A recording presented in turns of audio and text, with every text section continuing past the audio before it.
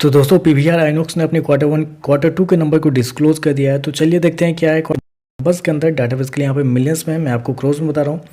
तो देखिए पिछले क्वार्टर में कंपनी ने 1190 करोड़ के आसपास का रेवेन्यू जनरेट किया था ऑपरेशन के थ्रू। पिछले साल देखें तो पिछले साल लगभग 2000 करोड़ के आसपास का रेवेन्यू था, जबकि अभी देखें तो गिर के 1622 करोड़ कंपनी का जो रेवेन्यू है वो आपको जाता हुआ देखने को मिला है। तो साल दर साल देखें तो साल दर साल कंपनी के रेवेन्यू के अंदर लगभग बोल सकते हैं 19% के आसपास की गिरावट आपको देखने को मिल रही है। वहीं अगर क्वार्टरली बेसिस पर आते हैं तो क्वार्टरली बेसिस पे कंपनी के रेवेन्यू के अंदर आपको तेजी आपको देखने को मिल रही है। लेकिन बेसिकली आपको पता ही है कि ये कंपनी जिस सेगमेंट में काम करती है वैसे में आपको साल दर साल देखना चाहिए। साल दर साल देखें तो कंपनी के रेवेन्यू के अंदर गिरावट आपको देखने को मिली। कंपनी ने शो कितना किया है, 1622 करोड़ के आसपास के रेवेन्यू कंपनी ने इस क्वार्टर में शो किया, जबकि मार्केट का अनुमान था कि इस क्वार्टर में कंपनी का जो रेवेन्यू है वो लगभग 1620 करोड़ के आसपास आता हुआ देखने को मिलेगा। तो आप कह सकते हैं मार्केट का जितना अनुमान था उतना ही कंपनी का रेवेन्यू आपको आता हुआ देखने को मिला है।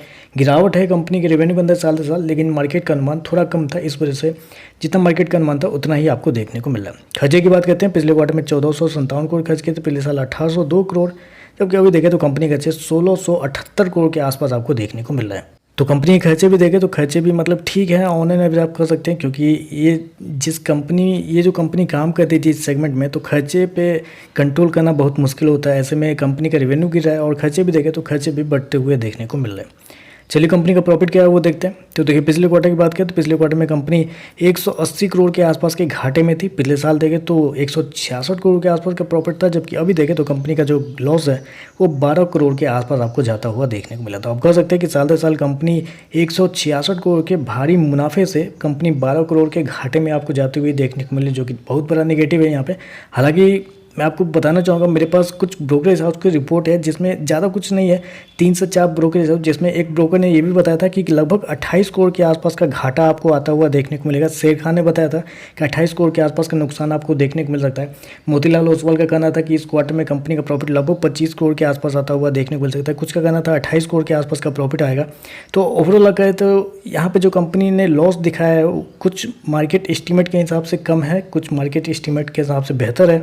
लेकिन ये भी आपको देखना ही पड़ेगा कि कंपनी जहां 166 करोड़ के मुनाफे में थी पिछले साल, अभी देखें तो 12 करोड़ के घाटे में आपको देखने को मिले। तो ये थोड़ा सा यहाँ पे नेगेटिव है।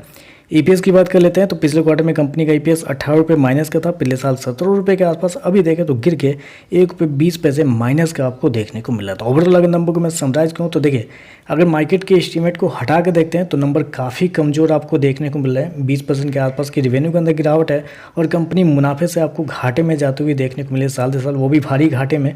ऊपर से देखा जाए तो मार्केट के एस्टीमेट के हिसाब से देखें तो रेवेन्यू इन लाइन है और जो लॉस कंपनी ने शो किया है वो कुछ मार्केट के एस्टीमेट के हिसाब से बीट कर रहा है, लेकिन कुछ मार्केट एस्टीमेट के हिसाब से कमज़ोर आपको देखने को मिल रहा है। तो चलिए बस आजकल बस इतना है। वीडियो पसंद आए तो लाइक कीजिएगा, साथ में साथ चैनल को सब्सक्राइब जरूर कीजिएगा। धन्यवाद।